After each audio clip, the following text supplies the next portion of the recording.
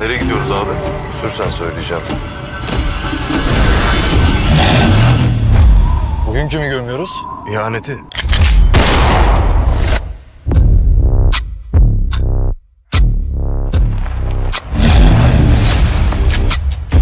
Yetimler, komiserim suç örgütü.